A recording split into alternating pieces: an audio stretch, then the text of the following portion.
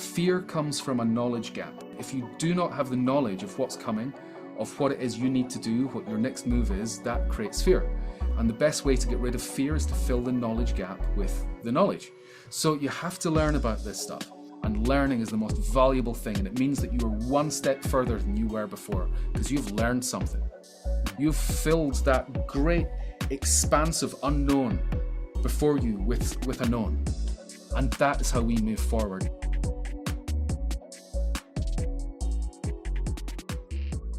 We are Humble Mind, a social learning community with an insatiable curiosity for conversations and connections that matter in life and business. This podcast is where we get to speak with other humble minds. And if you're a member of the community, like John and some of the others on our podcast today, you get to join our recording live. You get access to early releases of new clips on our platform, our weekly newsletter, content replays from previous sessions, as well as an invitation to join our Thursday Thrive live group meetup. There's a whole lot coming on Humble Mind over the next few months, so I hope that you'll check it out. Check out join.humblemind.co for more. Now, the AI hurricane has raged across the world, producing just as much noise as it has signal.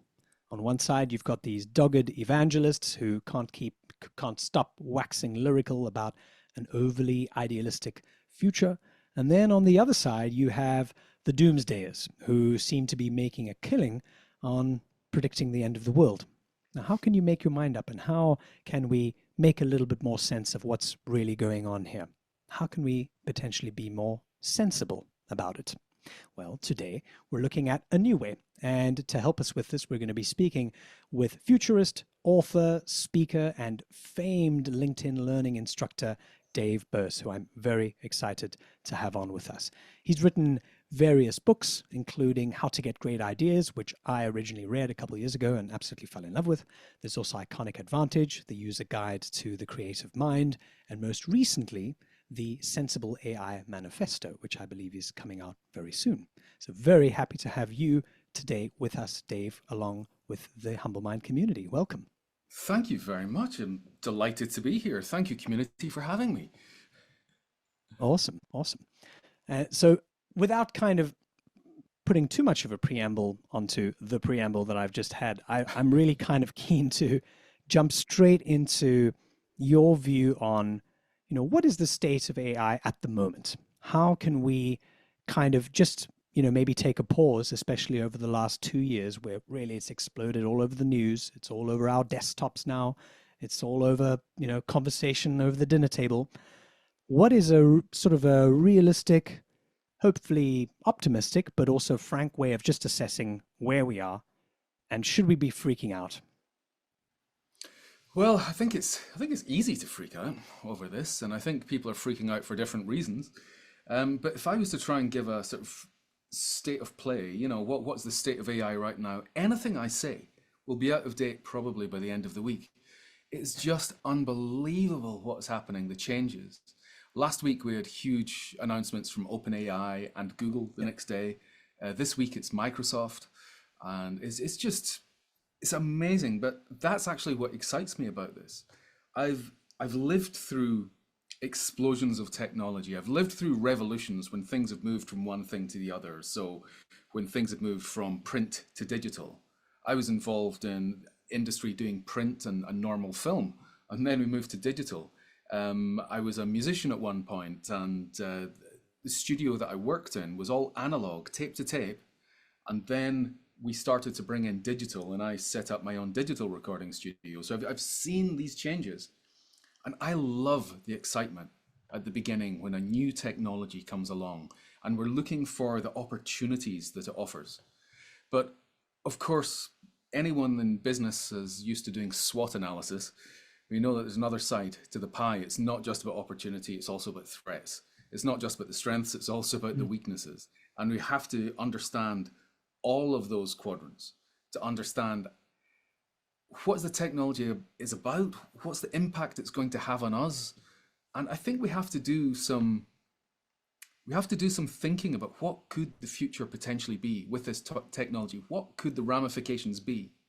Because I was involved in the advertising industry when social media came in, and everyone was just accepting everything that the social media companies did. Any new feature they added, whatever, people were just accepting it. And we can look back now and see that that's been unbelievably harmful to society. Hmm. We can see that there's sort of epidemics of depression and suicide that go along with the access to social media for people in their teens.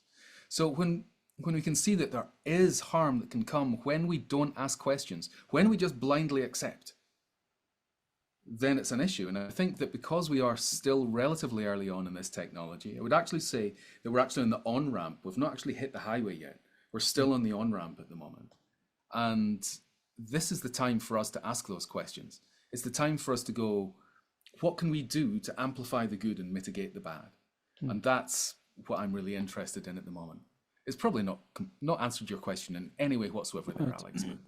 But I went on a I think it's a journey. great, yeah, it's a great way to sensibly see it, and obviously that's what we're here to discuss. You're the sensible AI guy, and I think that that's a great way to kind of appraise the things that is in front of us, but also that we really just don't know much about yet. We don't know all of these things, and of course, it's great to operate with hindsight, but we kind of have to have these things happen first, whether or not they're good and bad.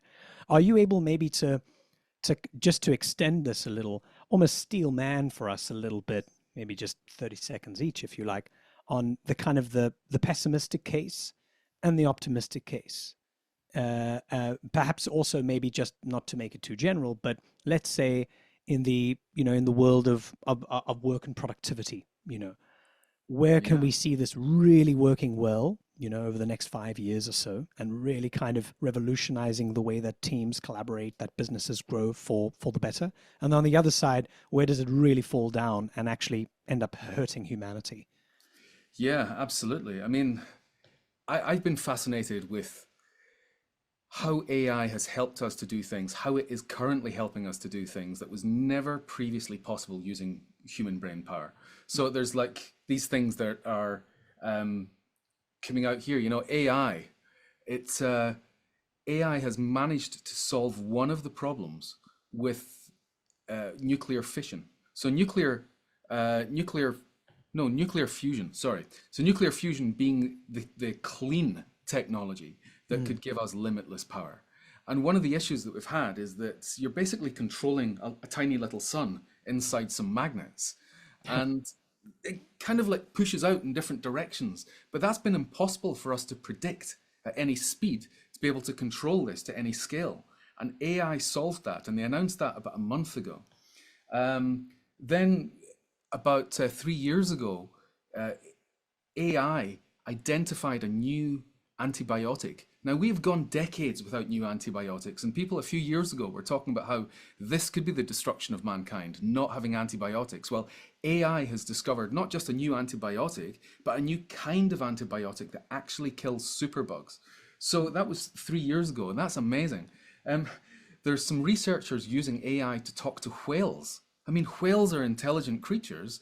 Can we have a conversation with them? Can they give us some recommendations on Netflix? I don't know.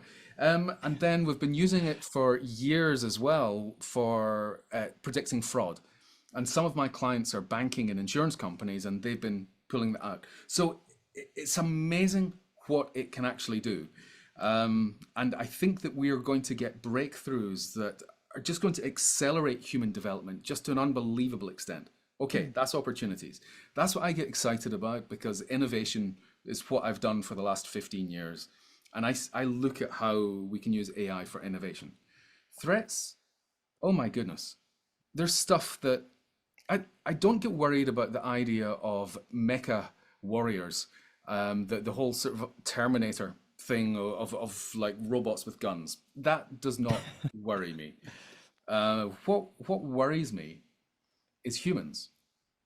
And if humans, particularly teenagers, are going to outsource their thinking to AI, then the way the brain works, I write a lot about neuroscience in my books, and the way that the brain works is that it trims the parts that we don't use. Now, there's like two or three major pruning events in our brains during our lifetime. It starts, there's one like that toddlers even get. There's a pruning event. The main pruning event is in our teens. There's another quite big pruning event in our sort of late 20s.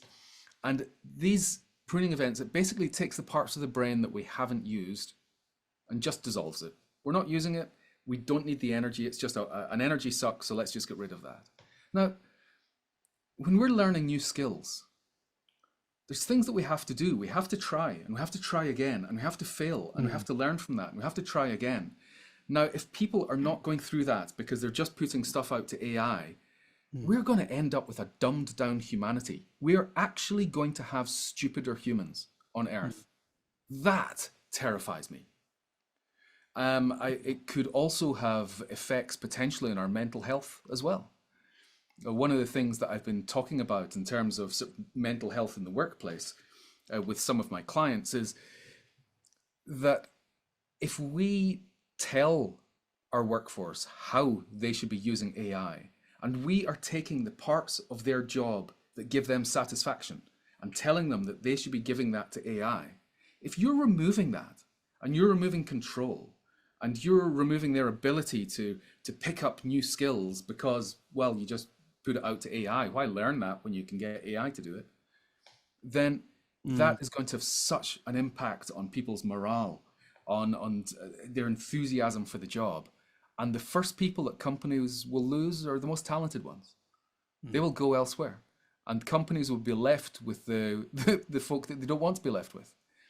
And this is a big, big issue that we are going to, through overuse of AI, there's a very significant chance that we will end up with dumber people, sadder people, people who have got no real interest or commitment in their jobs. And that's some of the stuff that I want to mitigate against. That's some of the stuff I'm talking to my clients about. How can we address that? So Alex, you've put up a poll. Let's see what we get here. Yeah, it's interesting. Just as you were speaking about, making the world a dumber place, we still have about 80% of our participants who still seem optimistic about it, and that's great. I mean, there is, as you've just said, there is a lot to still be optimistic and hopeful for. Yeah. To just drill into what you just said now, which is so timely and so right about how the brain kind of undergoes these changes, especially when we're not necessarily aware of them, especially with kids, and the kinds of effects that perhaps we are only now being able to recognize. Let's say, for example, the effects of social media on young kids. These are the kinds of things that I think most people now agree that you've got to limit its use. You've got to be able to be aware of some of those bad effects, especially with young kids who, they're not aware of how dopamine works, obviously, and they're not going to be as committed to trying to limit those things. At the same time, though, with AI, I suppose the only thing is that we're still at that beginning point. We don't know yet. And while it's easy to kind of get, really enraptured by the beautiful benefits like fusion power, like the ability to cure diseases, and those are obviously not small feats, we have to guard against, the other side as well. So in your view then, if we're looking at how to take a sensible approach, almost like the Buddha, right? The third way, or Tony Blair, hopefully the former. Yes.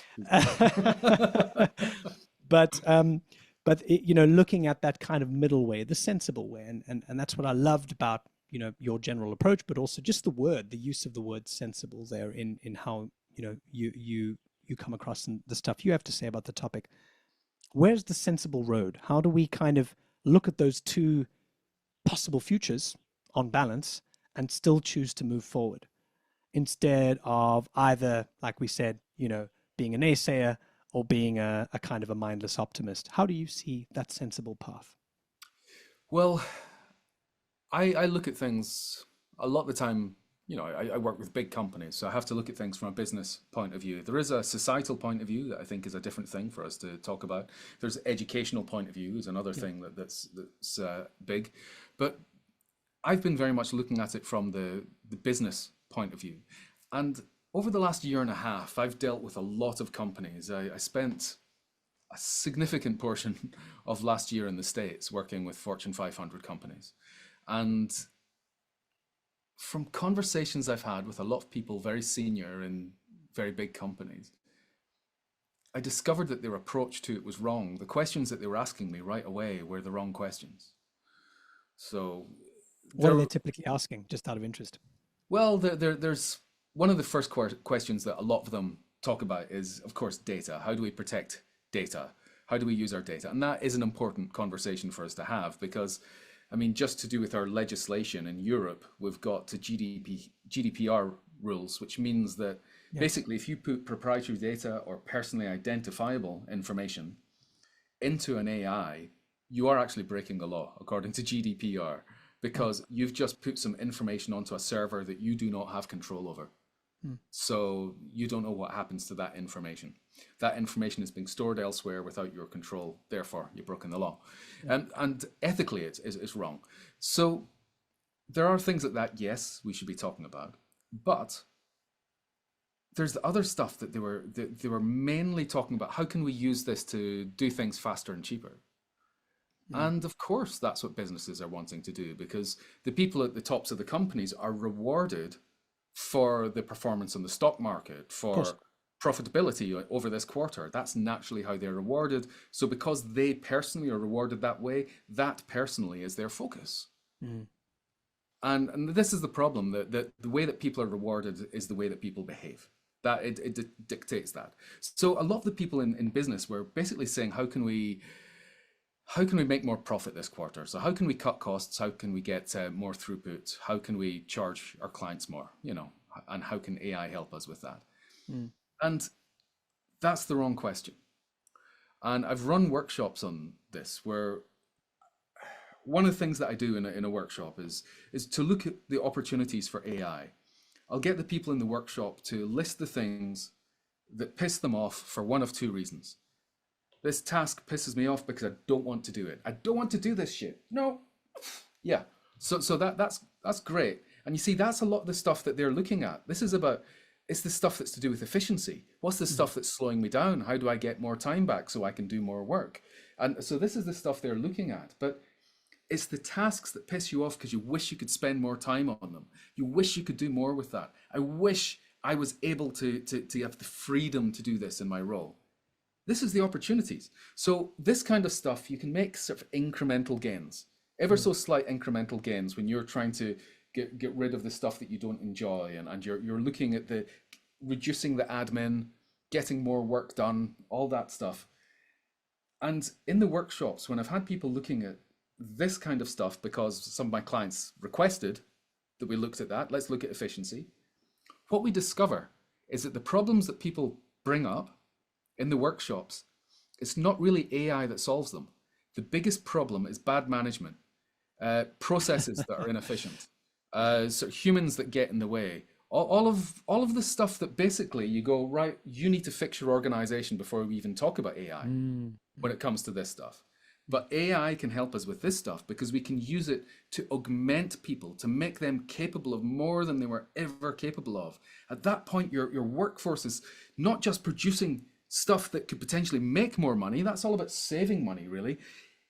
That when you've got them focused on opportunities and how to make more money and give their clients more satisfaction, over deliver, all of this kind of stuff, that there's beautiful, beautiful opportunities. This really is where we should be focusing. But through the conversations, the initial conversations with companies, it's looking at the small stuff as far as I'm concerned. So admittedly, I'm biased because I'm an innovation guy and I love looking at new opportunities. But yeah, we can rationalize, but the problem is very often not solved by AI. And when we're looking at technology, very often it's not even AI technology that does it. It could be automation that does it. It could be improving your databases and adding more automation. That might be the thing that reduces time. And that's not about AI at all. It's so interesting. Just to linger on that for a moment, we have these massive forces, not limited to technology. It might be political, it might be social, it might be historical, but they always seem to teach us lessons about ourselves and the underlying issues that we're either ignoring. Human beings, we're very, very good at denial, or we're not focused on in the right kind of way. We're sort of asking the wrong question, just as you provided an example there as well. And I suppose Yeah, we're looking at AI to help us to solve surface level problems and perhaps also deeper problems, but perhaps we're not seeing that, there's some issues or there's some things that we really just need to have a long, hard think about and perhaps just be honest with ourselves on. For example, if we're going to be, expecting everyone to be more productive and working harder and so on, do we then compensate them more fairly? Is that a conversation we're happy to have if it hits our bottom line in a certain way, but then we're trading that for good environmental impact? Or, these are the kinds of things that I'm really excited about, for AI, because it's going to force those questions. It's not necessarily going to give us easy answers. If anything, it's going to give us very difficult answers that we probably won't like. But it's about bringing up the right questions and the questions that we ought to be paying attention to. Yeah, I mean, it's funny you're saying that. At the mid 90s, I was working in advertising, and I was a sort of young junior creative in an advertising agency, and the big clients coming in at that time were tech companies, and they were Mm. wanting us to advertise stuff. So I was looking at stuff that was software, manufacturing, printing, all sorts of things that were tech based because of the internet. Mm. And the brief for all of them was pretty much the same. And it was, this will save you time so you can spend more time in the golf course. This will save you time so you can spend more time with your kids. Did that ever happen? Mm. No, because what organizations do is they don't say, I'm going to pay you more. They say, you're going to do more work because we've invested in this technology that allows you to do more work, to be more productive. And that's naturally what we're going to find with AI, that there's not going to be increased recompense for the poor grunts doing the work. It's just going to be that here's the technology to help you do this faster. Mm. And I think that to me, I think is really sad. And I think that kind of approach also is having a detrimental effect globally on mental health for people who work in professional office jobs. Yeah, absolutely. And it was Mental Health Awareness Week recently, as you may know as well. And yeah, I think that there's a lot of change coming, more change. It's not like change ever slows down. Yeah. Um, and I remember reading, I can't remember exactly who it was. Perhaps it was in another podcast, but there's been this sort of a resurgence of the idea of a universal basic income based on what's going to happen and how many workforces are going to be displaced, let's say over the next 10, 15 years as a result not only of AI but automation, what's going to change in workforces and so on. Do you have, just out of interest, do you have a position on the idea of kind of that sort of universal compensation for perhaps workers who are able to make a living today, or perhaps even freelancers, who knows? But as a result of so many changes that are out of their hands, it's going to render them unemployable in some way, and they'll rely on some kind of dole system or grant in order to keep on feeding themselves. What do you think about that? Do you have a view on that? Yeah, I mean, universal basic income, there's been a lot of talk about this the last Yeah, few it's years, fraught. and AI's very much brought this to the surface. It's something that I think is a good idea. I don't know where that money comes from.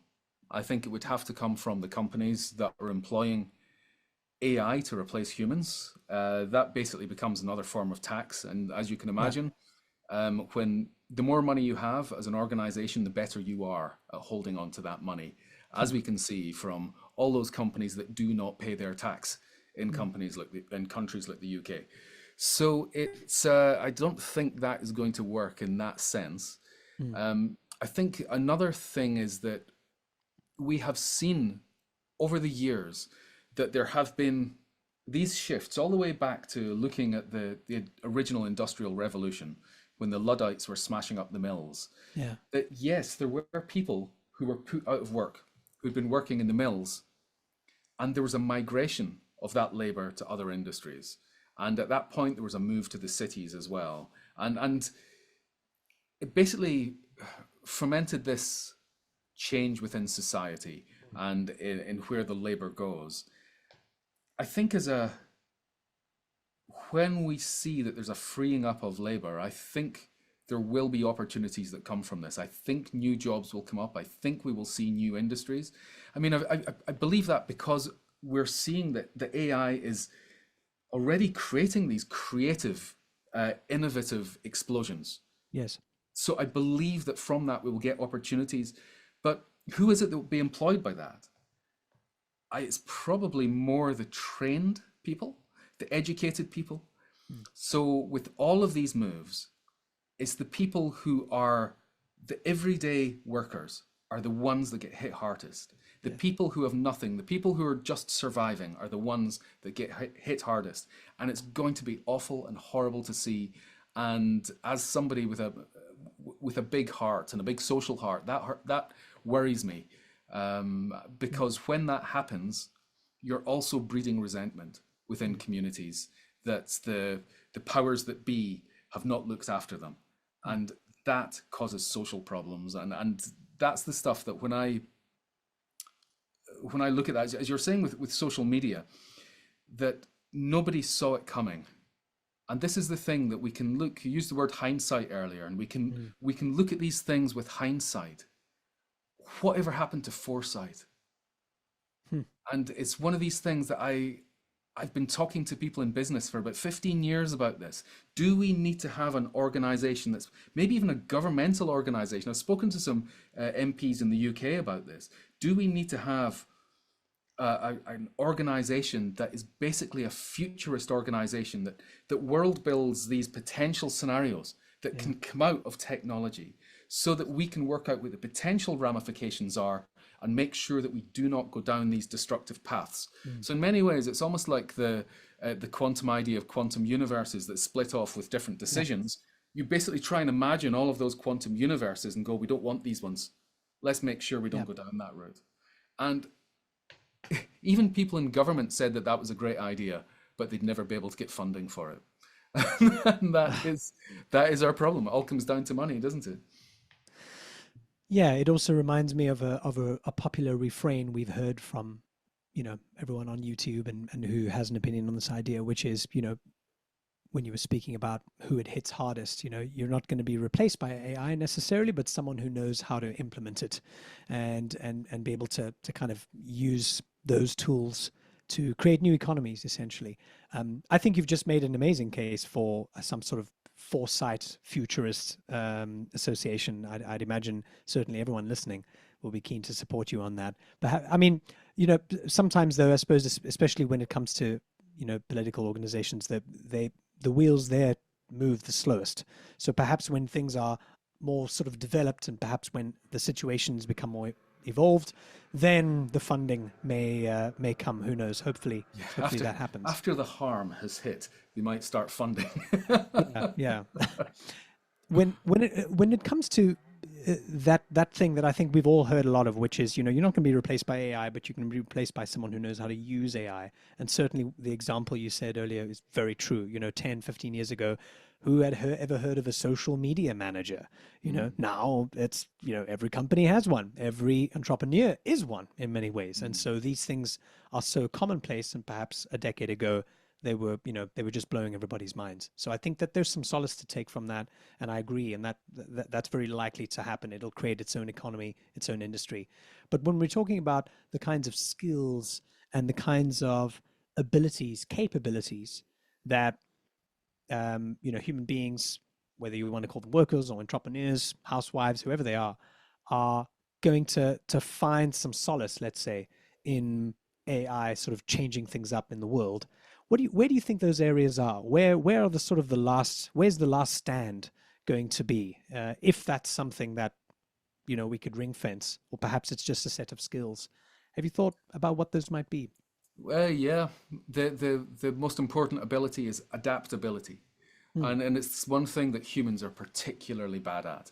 This is why old people say, oh, it wasn't like that in my day. That they're not willing to adapt and see things through a different lens. They're seeing things through their own filter. And humans are incredibly egocentric. And I don't mean that in the terms that they've got an ego. I mean, it's about the self, that they're focused on themselves. Everyone's favorite topic is themselves. If you want to be a great conversationalist, you ask people about themselves, and they will think that you were amazing at talking because you ask questions. Yes, it's How true. do you do that? Why are you interested? So because of that, people have their own filters, but people don't understand that they're seeing life through filters. Mm. And they think that everyone else sees life that way. Then if other people don't, they must be idiots. And it's kind of like it feels as it's like the low intelligence approach that people have, where they just don't understand that other people have very different points of view, very different life experiences. So adaptability is something that we are not great at. And it's the biggest issue that I have when I go into organizations as well. How do I encourage an organization to adapt? We know that in many organizations that the best thing that they could possibly do right now is actually cull like a certain part of their company and start again. When I worked in advertising, I quit advertising in 2010, and I believed that the majority of agencies that I'd worked in would be far more efficient, produce far better work, and keep their clients happier if they get rid of half the workforce. They had become bloated. And when people feel that because they have a title, they have to be involved in this process, Yeah. and it's like it's no longer nimble. Everything has become, I don't want to be left out. Don't take this away from me. That becomes the approach. And when that happens, you're screwed. The company is no longer doing what is right for the client or for the product at the end. They are doing what is right for precious little individuals with their fiefdoms. And most organizations, I think most people would admit that most organizations would be better if you got rid of a large chunk of them and you started from scratch. But of course, that's not the way organizations work. And they move very slowly because they're particularly bad at adapting, and they go for sticky plaster approaches Yeah. rather than sort of properly addressing problems. So I think that adaptability is the skill that will really help you stand out. And as somebody I define myself as an educator now, I would say that continual learning is the most important thing. And it's incredible how many people don't focus on continual learning. They think that I'm doing what I've done, I've learned it this way, I'm doing it this way, that's the way it is. I just think that sucks. And that's what holds humanity back. But it always has done. That is the way humanity is. It's the way people are. That you get some people who want to question stuff and be a contrarian and push things forward. And you get the majority who are looking for the status quo. They're looking for stasis. They're looking for safety. They're looking for predictability. And that's all stuff that, whichever dysfunctional way I've been built, that's all the stuff that turns my stomach. I want the opposite of that, which is why I've taken big risks in my life. And, it's kind of paid off, but I could never live in the way of just being predictable, doing the same thing day in, day out. I kind of railed against that as a kid, and I've got an allergy to it. So that to me it's embracing change is the most important ability, and continual growth. Yeah. Because this is going to be changing forever. We're not living in a world where you can just learn something and sit back anymore. Yeah, exactly. And I suppose that then goes right back to being adaptable and understanding that that's not the way the world works anymore. And you were talking about the ego earlier, and that, in a very literal sense also does get in the way. It's very hard for us to see past that and not understand that we are seeing the world through filters, through our own filters, unbeknownst to ourselves. Yeah. And that ends up, sometimes biting us in the backside. Yeah, I suppose if an entrepreneur or perhaps a freelancer, creative director in an agency is listening to us talk, they might be thinking, okay, Dave and Alex, sounds great, and yes, I agree, adaptability, absolutely. That's just a good life skill to have. To be able to roll with the punches, understand where things are coming at you, and being able to kind of keep going, and continual learning, always being able to sharpen up your skills. But is that going to help me to kind of pay the rent at the end of the month? Like in the age of AI, when I'm worried about, potentially, is my agency going to be around over the next 6 months? Because nowadays everyone, with a Canva account and a ChatGPT subscription is just doing all of the artwork, themselves. Is there another practical tool? Is there something else that I really should be paying attention to when it comes to staying competitive? Or is it maybe about, the old Peter Thiel approach, which is don't even try and be competitive. Start something else and use it as a way to, have a tabula rasa and jump into something totally new. I can see you smiling, so Oh I yeah. have a feeling I know this. well, that approach is what I personally prefer, but I know that it's not right for everyone. So for people who are, say, freelancers, say you're a designer, you've Yep. gone to art school, you've learned how to design, you've built up some amazing design skills, and you know how to use your software, but you're worried that this Photoshop, as it embraces more AI, it's doing more of the stuff that you actually used to do. Mm, That now, when you used to cobble something together in Photoshop, now you just select a part of the image and you say generative fill, and you get three options, and you go, "Damn, that's better than I could have done, yeah. given 2 hours." So yes, there are a lot of people in fear. Fear comes from a knowledge gap in this situation. If you do not have the knowledge of what's coming, of what it is you need to do, what your next move is, that creates fear. And the best way to get rid of fear is to fill the knowledge gap with the knowledge. So you have to learn about this stuff. And the way that I used to talk to finance directors when I was doing mainly innovation, I would ask to speak to the money people in the organization, and I would talk to them about in a way that they understood.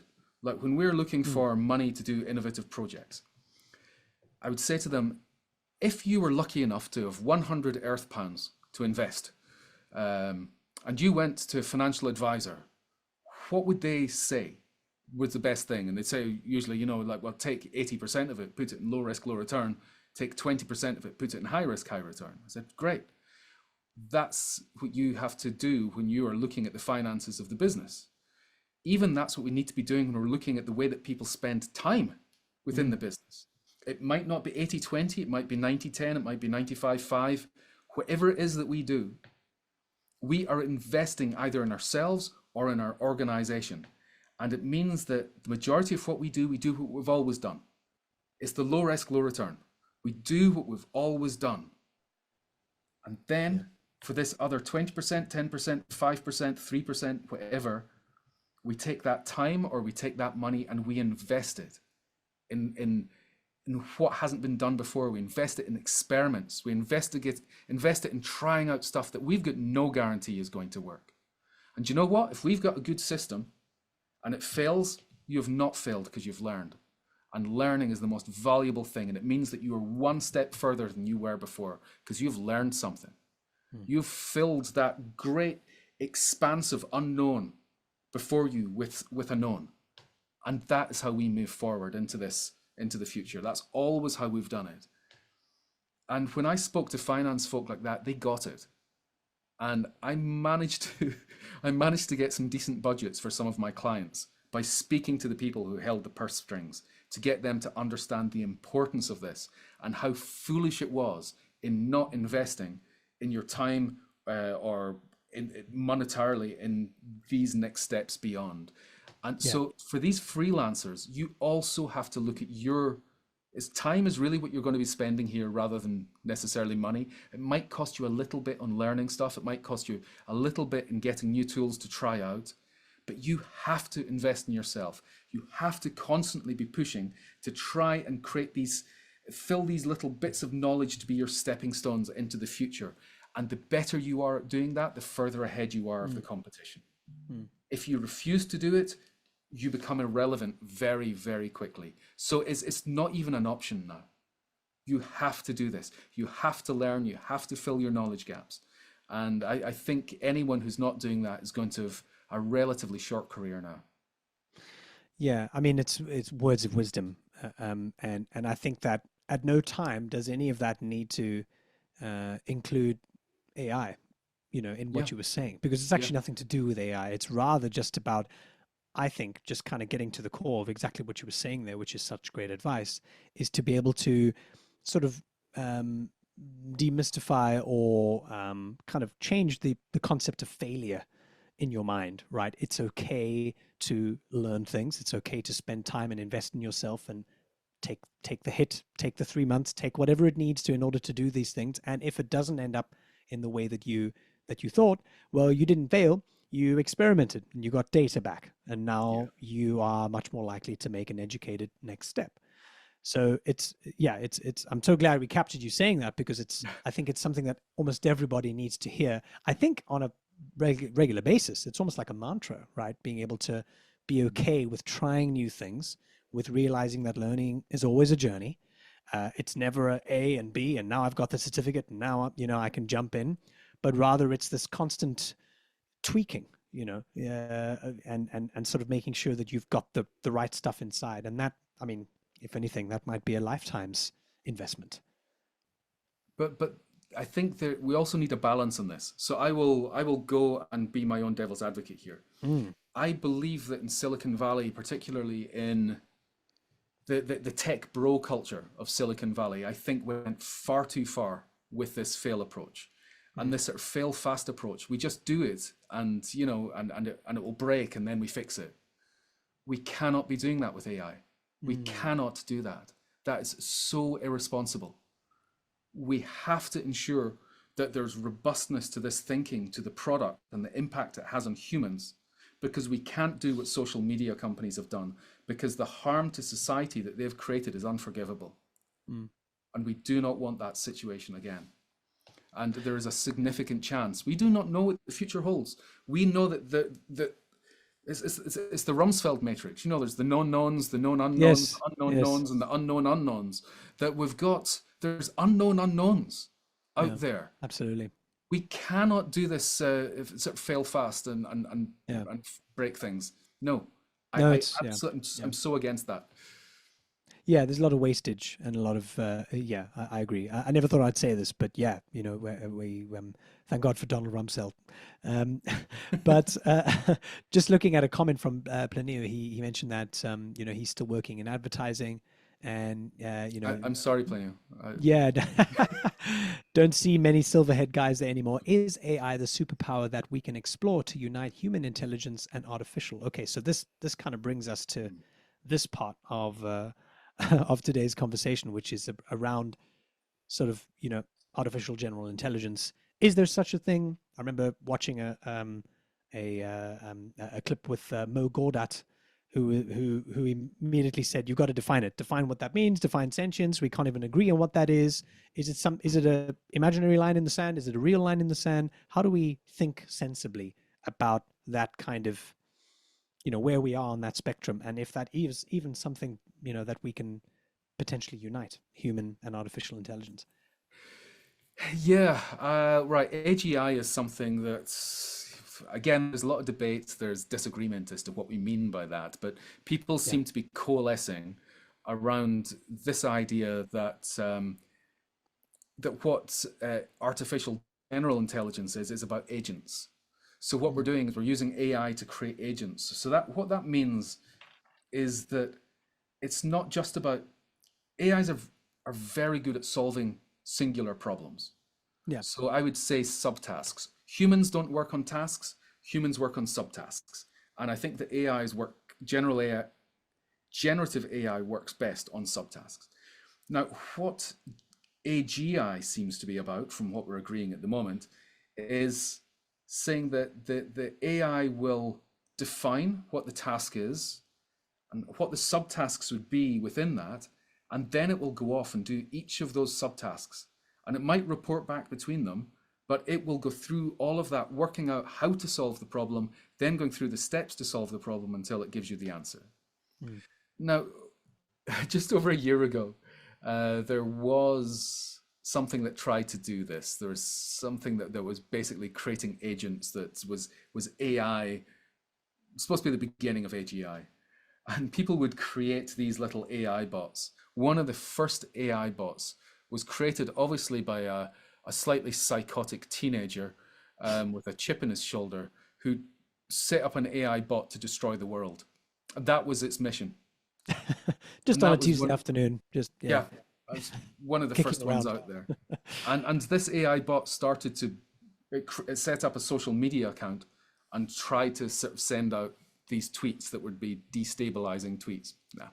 But still, this problem is that people can be crappy, Yeah. and that's the problem. Is actual stupidity in humans is far scarier than artificial intelligence. Yeah. AGI, I cannot even try to predict what will happen with that, because for all we know, somebody could drop something in the next week Yeah. and it will be the beginning of that. But with all of these things, it, as much as we're thinking, it's almost like you wake up the next day and boom, suddenly there's this artificial general intelligence and the whole world has changed. It'll be gradual with Yeah. all of this stuff. And the way that tech is being launched, it starts off lame and then it gets better over time. And I think from what I'm reading and what I'm hearing, there's a good chance that we'll see the beginnings of AGI this year or next year. Okay. Yeah. It's a bell curve with everything, I suppose, right? Well, And it's 90% of any industry is crap, isn't it? yeah. I Yeah. mean, Plinio, as you know from the world of advertising, 90% of advertising is absolutely awful. And maybe 1% of it is fantastic if you're Mm. lucky. So it's like that. I hope it's not that way with dentistry, because that really worries me. Or airline pilots. That's terrifying, isn't it? Yeah. 90% of airline pilots are crap. Oh no. I suppose it's reassuring though to think about and to be reminded about the fact that all massive meaningful change is almost always gradual in that way. You know, you don't wake up and suddenly there's flying cars, but rather, um, you know, if you look at every technology from writing to the steam engine to, I Yeah. mean, they look in hindsight like, wow, okay, everything changed in the year 1837, didn't it? Mm. But, you know, for those people at the time, you know, you probably found that things stayed the same for the next century until, you know, there might have been changes around them. So there's something I think, once again, sensible about taking that view. Um, I want to just quickly switch gears. A book that you, one of your previous books, you spoke about the concept of friction Yes. in user experience, and the book has this byline subtitle. It says, you know, adding value by making people work for it. Yes. I found that really kind of curious and really cool. There we go. There it is. That's next to my reading list, and that's we were talking about the bro culture, you know, and I suppose alongside, you know, move fast and break things, it was all about making things seamless and frictionless, you know, and make it as easy as possible to make a customer as sticky as possible. But I'd love for you to maybe take a moment to sort of explain the thinking and the philosophy around why friction matters and where it needs to be brought in. Um, just because that stood out for me just in the research and what I Yeah. was reading on you. Yeah, yeah. I wrote this book with my friend Soon. So my friend Soon is he's a bit of a sort of marketing guru. Um, he's in San Francisco, so he's seen a lot of the bro culture. In fact, he at one point was like tarred with the brush of being one of these tech bros in the 90s, when his company suddenly was worth tens of millions overnight. As you do. Um, uh, but friction came from us sort of discussing this fact that, you know, we've made things frictionless. And what I used to do when I was having conversations about UX, because I did a lot of Yeah. stuff in digital industry with innovation, is I'd be saying that, look, when we're looking at UX, it's not just about taking away the pain. The next step is add the pleasure. Yeah. If you're not doing the add the pleasure, you are just coming up to the same level as everyone else. Mm. So removing the pain, yeah, that is a good thing to do. But how do you get that next stage of making the experience something that people are desperate to come back to? Mm. So Soon and I started exploring this, and I come at things very often from sort of neuroscience point of view, and I looked at this from the point of neurochemistry. So when you look at the main sort of happy drugs that you have in your brain, you've got dopamine, oxytocin, serotonin, endorphins. You've got adrenaline that can amplify those for good or bad. So, you know, it can make dopamine even better. So these are all rewards that you get for different reasons. So we started looking at strategies that release these different chemicals, and we discovered that all of them would be things that would be considered to be getting in the way. Mm. So it's forms of friction. It's not about going frictionless. So when we look at frictionless in terms of humanity, because up until November 2022, all of the stuff that we've done in innovation throughout the history of humankind had been about helping us do more for less effort. Yeah. So everything from spears and bows and arrows and everything, through to then having rifles, to then having missiles, to now having things that you operate a weapon by not even being in the same country.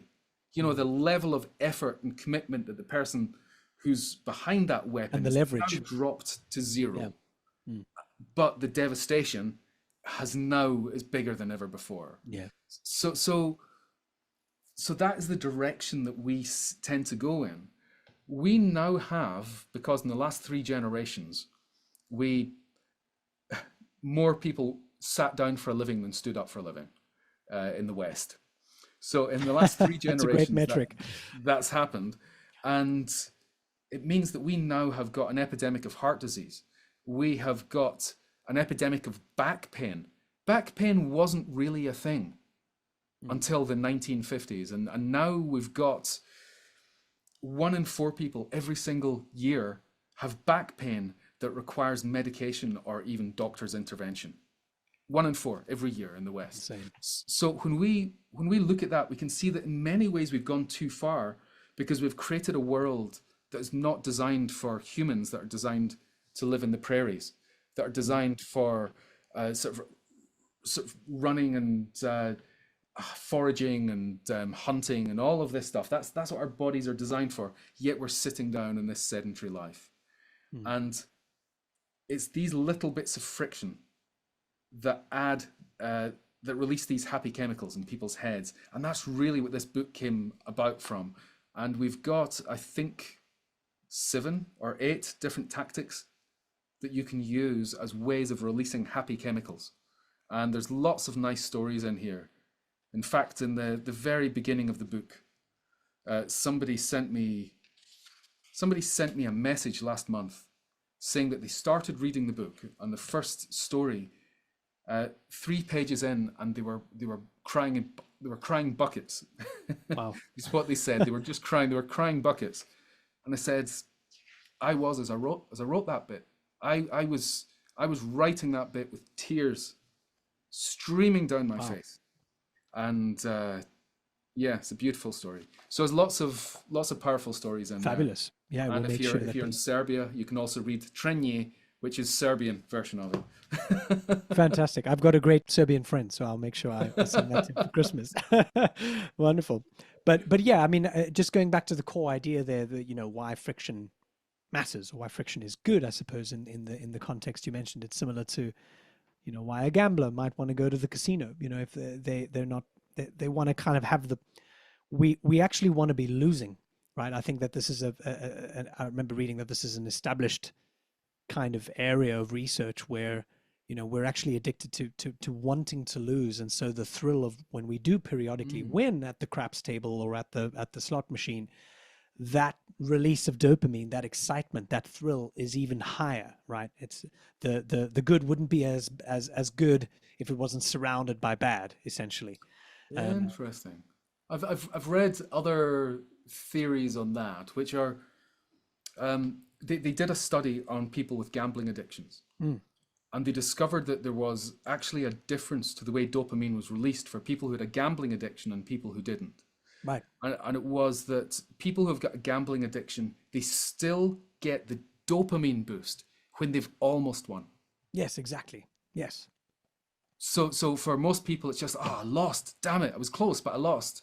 But for the people who, they might even just get 3 numbers in the lottery, and they get the dopamine boost of, it's almost there. Whereas other people are like, scrumple, bin. Yeah. You know. To them, it might be, maybe next time. Yeah. So, and that's what continues that. Yeah, absolutely. Just switching gears for a moment, just kind of looking practically at AI tools, because we're certainly entering now, I think, in many ways, a really interesting and fun kind of stage of AI's development, where we're just getting so many different tools. A lot of them are about productivity and kind of cloning yourself in certain things that make workflows and automation a lot easier to jump into, especially if you're a newbie. But are there certain tools? Are there certain, um, little Chrome extensions or whatever they might be that you are kind of currently crazy about, and would be worth recommending for a solopreneur or an entrepreneur, maybe a knowledge worker, in their toolkit, in their rucksack? Maybe there's a couple of them that that maybe don't go over more than $50 a month or something like that, but a couple of essentials that you think everyone, no matter their position on AI, and if it's going to blow up the world or make it a better place, that will just instantly make life better. To answer this question, I need to take a detour. Please do. And the detour involves me telling you that I think there's three different kinds of tools Mm. that are coming out. So we've got the tools, or the first level is like the chat GPTs, the Claudes. These are Yeah. tools that have got their own training data, they've got their own proprietary technology, and the amount of money that has gone into that, and the research and the thinking. I mean, we're talking about billions here. Mm. Absolutely phenomenal tools. The next level is tools that you're already using because they help you do something during the day, are now starting to get AI features included in them. So things like Photoshop, getting Yeah. AI features included in them, like Monday, if you're doing project management, it's starting to get Zoom. AI tools. Yeah. Yeah, Zoom. As we've got here, we've got our AI companion, which I really want to test out now and ask a question. Catch me up. I'm going to click catch me up and see what it does. So we're getting these existing tools that are getting AI tools put into them to augment them, to help them achieve more. Then you've got what I call wrappers. And wrappers are basically tools that come out that have got ChatGPT at their core. There's only two ways that you can pimp that. One is by having a suite of prompts, which are your bespoke prompts that you've written that basically go into ChatGPT to do something. Yeah. And the other is to give it proprietary data to augment it. Most companies aren't doing much with proprietary data, and even a lot of the research we have about training these models on proprietary data, we're discovering that it doesn't actually do much. That basically ChatGPT 4 is more capable than some of the highly trained models that are out there. So there was a big financial model that was created, and over $1 billion was spent on this financial model, and yet did an absolutely fantastic job. They put the same questions into ChatGPT 4 and it outperformed this thing that cost billions to create. Wow. There's the same with a medical model about nearly a year ago. They used an open source engine, trained it with really specific medical information. It did a great job. Then they did same questions to ChatGPT 4 and it outperformed. So we're discovering that actually training it on stuff isn't necessarily as good as you would hope it would be. So really it then comes down to proprietary prompts. So why would I pay for something as somebody who knows how to prompt? Why would I pay for something when I know I can write prompts that would do a better job and give me exactly what I'm looking for? So to answer your question, do I pay for any of these things? No. Have I tried them out? Yes. Have I been disappointed? Yes. I don't see the value in them. If I'm already using a tool like Photoshop and it adds AI into it, brilliant, I get excited. Yes. But am I going to go to one of these new tools? What we're finding is that when ChatGPT does a new announcement, like it did last week, about 50% of the AI startups were suddenly irrelevant. I'm just hanging around with ChatGPT because it does everything I need.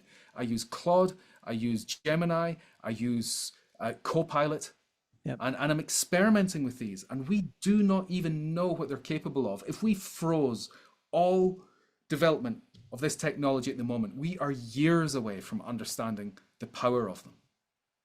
Seriously, we're only scratching the surface of what they're currently capable of. So that to me is what I'm interested in, is taking these tools and getting the best out of them. And what you'll find is that things like Copilot will be more integrated into the products you use. That's what we're going to see over the next few years. At the moment, we're very much copy and paste for most of these tools, but they will be integrated into what we do. And that's something we're going to see very much over the next year to 2 years. It's a great point you make, because I wouldn't use some kind of random .ai free photo editor. I'd go to Canva and I'd take advantage of the new features that they're throwing into it all the time. And so there's a level of kind of brand loyalty there in a sense, but I suppose that's going to be rewarded because these businesses, these established businesses, are going to be able to weather the times a lot better because they've got the ability to simply integrate and simply add on to what they do with the AI features that we need, rather than, invest in some little tiny app that helps me do one thing, but then with a cursory wave of Sam Altman's hand, that then becomes completely irrelevant, in 24 hours. So it's a good way to see how things are, but also really, once again, we're just so early still, aren't we? We're getting all the little nippers that kind of come in and try and have these tools. I did a workshop 2 weeks ago with the leadership team of a big manufacturing company, a big European manufacturing company. So it was all the directors, all the C-suite there, and that was one of the questions I got was, as a finance director, can you tell me what AI tools should I be using to do it? And it's just like, no, because anything that if I was to try and say that, hey, there's this new AI tool that does such and such, can we guarantee it's going to be around in 6 months? What if you've then sort of become dependent on that and you've put all your information in there, it's holding all your data? Can you be sure of that? Are you sure that that company is even going to look after your data properly? So would I recommend that, or would I recommend the tools that are established that you're using that are starting to add AI features? Stick with the good stuff.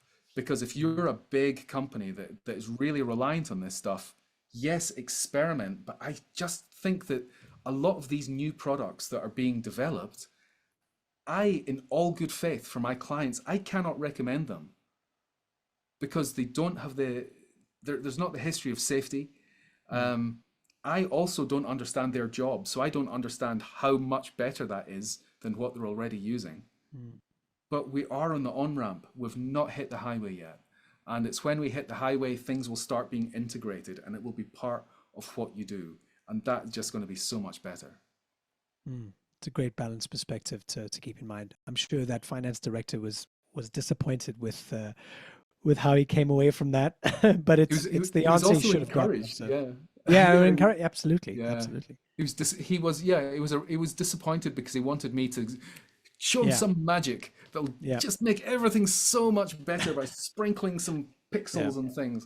But no, it's actually then made him feel safer in what he was doing. So he was actually happier to hear that. Absolutely, yeah. Please jump in, Amir. Hi. First of all, let me thank you, Alex, for this. I really enjoyed it.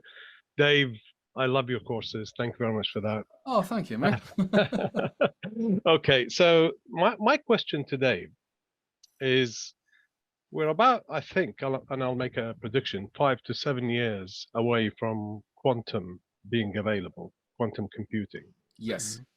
Where, the capability of this is going to be infinite in comparison with what we've got today. Things are moving fast and data is becoming available, especially video data and so on. How would that impact that direction of artificial intelligence and generative artificial intelligence? So yes, that is an absolutely phenomenal question, Amir. I've not been asked that one before. Quantum computing, as you know, it makes the tasks that seem impossible very simple because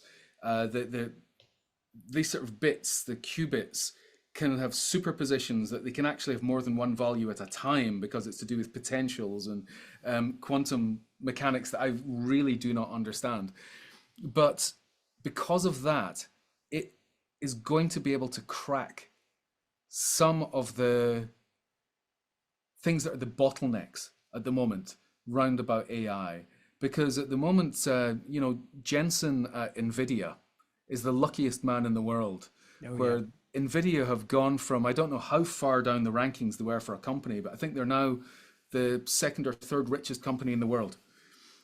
So this idea of graphics cards, at the moment, that is what we're having to use to brute force AI at the moment with these incredibly powerful graphics cards. When quantum computing comes along, it is going to totally take over from that, as far as I can see, as far as I'm aware of the way that it works, because the thing that's holding us back is compute. And the stuff that we're seeing, like with, I was talking to a video editor yesterday, and we were talking about, um, OpenAI are going to be releasing Sora, its video text to video tool, which just looks amazing. And Martin knows about all of this stuff, and I highly recommend Martin Gent for he's training people on how to do like video with AI. He's amazing. And he was showing me some stuff yesterday and explaining that the difference between Sora and the other text to video generators is compute. That's the difference. That is the fact that they have just got more data and they've spent more time and more compute power on that data. That is what makes the difference. So quantum computing is going to come along and do for all fields of AI.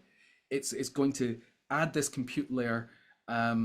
Initially, it will be the organizations that have got the money that will be able to do that. But over time, quantum computing will democratize the power of computing, and it will take us onto a new, much faster, much more capable future of technology. So I think that's a great question. I don't know if I can do it justice, but that's Maybe what I believe will happen. maybe just to add to that as well, I suppose specifically when you mean how it can change the game when it comes to compute is around the energy usage, right? Yeah. Because computing power is really only limited, by NVIDIA's chips, but also the electricity required to keep, Yeah. those massive computing operations going. And I suppose it's just a linear scale, where the more power you can have capacity for, the more computing, the more advanced the calculations of those computers can run, and so on and so on. So quantum computing, I suppose, in this way, at least from what I've read from it, is all about being able to provide a factor of 10 or more, maybe even infinite amounts Tens of of energy thousands of behind that times. computation. Yeah. Yeah, exactly. Yeah, many times. Sorry. Yeah, completely. Because it becomes exponential. So some of the Yeah, stuff exactly. that when you get to that exponential level, it becomes an impossibility using current technology.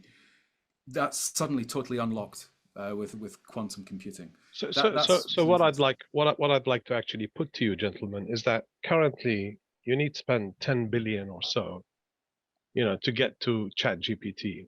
Yeah. That will be in the order of less by thousands of times with quantum computing, Mm. which means that this data, if it's available to anybody, that anybody could actually generate or use algorithms to produce Gen AI in the hands of people, not necessarily in the hands of big corporate that have the money. And that will have a massive impact on how it works. Because the data is available, it's in the internet. You scrape it, you get the data, you work with it. It's just very interesting. At the moment, a lot of that is already in the hands of individuals. I mean, I bought a powerful PC a few months ago, and one of the reasons was so that I could run AI natively on here. So I've got Mistral 8X7B, which is kind of up there with, it's in between GPT 3.5 and GPT 4 in terms of its power. And I've got that running natively on here. So on an airplane, I can still use an AI bot without having access to the internet. Yeah. So it's already kind of there and available. One of the other things we're going to see, though, is not just about the big, powerful AIs. We're going to be seeing a lot more smaller AIs. So rather than LLMs, the large language model, we're actually going to be seeing SLMs, the small language model, coming around. And that's one of the things that even Google was talking about last week, where they're able to get AIs that will run sort of natively on a handset. And that is just going to be incredible as well. So sometimes we actually don't need all the power. We can have something that's far less capable, and it will still give us great results. Thank you. Oh, you're welcome. Thanks, Amo. Great. John, Planio, anyone else? Yeah, I've John, got yeah, go for it. I don't know if it's it's kind of a confession, I suppose. Like I'm working on a project now where I work in podcasting, and I'm working on an idea to translate predominantly English podcasts into the vernacular languages of South Africa, of which there are many, 11 languages and all that, with four primary ones being English, Afrikaans, Xhosa, and Zulu. Mm. And I was doing costings with translation companies, and they came back like very high. Like it basically made it unfeasible to translate long format audio into different languages. At least I don't think I could sell it for that price. But ChatGPT, either 4 or 40, I'm not sure. The one that I've got that I pay for can translate into all of those languages.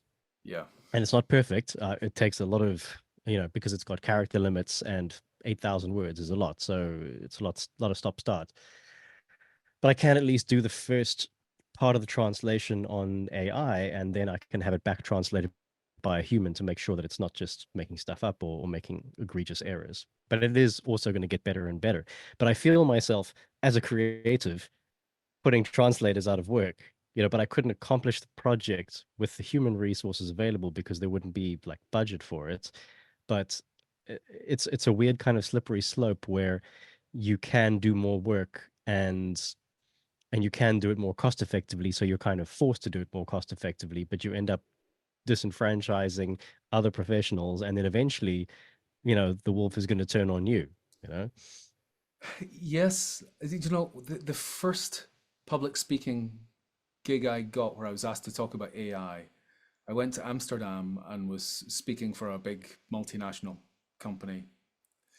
And because it's a multinational company, there was people in the audience who were from different countries around Europe who didn't speak English, or sometimes part of it was in French and part of it was in Dutch. So people would put on the simultaneous translation headsets, Hmm. and there was a couple of guys in a box doing the live translation, and I always like to get to know the translators when I'm doing public speaking. So I was chatting to those guys, and they were both in their 70s, and Hmm. they were coming to their end of their career. They were ready to retire, but when I told them what I was talking about, they said to me, "Is our career over?" And I said, "Not quite, but it could be within months." Hmm. And it is, and that's the way it is now. But I mean, when I go to events, I still will find that there'll be simultaneous translation in a box. Hmm. Um, but it's not going to be long before somebody creates a plug and play Mm. option for Sure. simultaneous translation. And I don't know if you've seen something that absolutely terrifies me. It's not just simultaneous translation of changing a voice, but simultaneous face mapping. Hmm. Yeah. Yep. And, it's scammers that are going to be using that first of all for confidence Hmm. tricking. But I, yeah, that is something that's absolutely extraordinary. And it actually took more effort chatting to some of my friends who work in AI. It took us more effort to come up with the positive use cases for that than the negative use cases. Right. And that's when I start to get worried about technology, when it's harder to come up with the positive use cases. And Hmm. they were so niche that it could be that, say, for example, I get a throat disease, or I'm in a car accident and I get disfigured and I'm not able to speak through my voice box. Hmm. I would potentially be able to use that technology to simultaneously translate me so that I look like I am now and I Right. speak like I do now. And that was basically the main use case we could get, Wow. which is so niche. We're like, wow. Beyond that, it's Yeah. gimmicks, and beyond gimmicks, it's darkness. Yeah. Absolutely. Obviously, uh, things like pornography with people faces on them and all that Yeah, kind of stuff. There's fraud, and I mean, my mother would fall for it in a second. Like if she got a video WhatsApp from me saying send me some money, like she'd be all over it. It'd be crazy. Um, Mm. so yeah, and it does seem like there's not as much progress in the AI detection as there is in the AI creation. Like, yeah. AI detection's an interesting one. I spoke to speaking at the conference for City University New York in November, and it was their sort of leadership conference looking particularly at technology. And I said, put your hand in the air if you believe that we should be doing AI checking on students for their work, for cheating. And like 90% of the hands went in the air. I said, great, brilliant. I said, let me tell you something. NYU just a few months before had done a study and had discovered that 1 in 20 cases of AI, of an SE being detected as having used AI was a false positive. So they hadn't used AI at all. But what was worse was that it tended to be that these false positives came from people who didn't have English as a first language. So it means that it was actually discriminating against students. So that is a real problem when we start doing that. And then I explained how actually at the time, I think it's still the case now, if you got your stuff written by Claude from Anthropic, it was never detected. Huh. Whereas it was basically, it could detect 19 times out of 20, it detected stuff that was written by ChatGPT. And then there was this false positive. So I said to them, with that, understanding now that the smart students can always get through your filter, and that when your filter is picking up problems, it is discriminating, who now thinks that we should be using AI detection? And still about 20% of the hands went up. I was disappointed in those people, but it's certainly, there's conversations to be had there. And we are basically in an arms race, trying to catch up from people who will be using the technology nefariously. We are just trying to catch up with them. And it means that the cyber criminals and the people with bad intent are always going to be ahead. But this is not the fault of the technology. It's the fault of humans. And it's the fault of there not being enough love in the world, and too much hate and inequality. And all of these things leads to this situation we're in, where people are going to use this technology because the technology is lowering the bar for you to do these kinds of actions. But even if we make it harder for those people, the people who have really bad intentions will always find a way. They always do. So I keep going into dark places with this. I apologize. It's like I don't know what the opposite of the Jurassic Park life finds a way thing is, but it sounds like that. Yeah. No, Thank you. I think you hit on an important point there, where we've still got a long way to go. Perhaps not so much with AI, but with ourselves. And I think these are the kinds of conversations and the kinds of topics that I think will help us light that way as we go. So yeah, Dave, I want to thank you for your time today. I feel just a whole lot smarter, and if anything, a little bit more calm about just thinking about AI in a sensible way, in a way that isn't, necessarily seeing everything go up in flames, but also being kind of aware of all the good things as well. And I think that there's a lot of room for growth and room for still learning and staying adaptive and staying curious. But I think that as long as, we've got people like you out there giving us, an even-handed message about the kinds of things we need to be aware of, then I think that maybe we'll muster up a defense against those killer robots after all. Yeah. Let's hope. I wanna give you a quick mention on your upcoming book as well, Sensible AI: The Manifesto. When can we expect that to come out or be available? Well, I'm actually, it was only 2 weeks ago, my publisher asked me to write it as a book.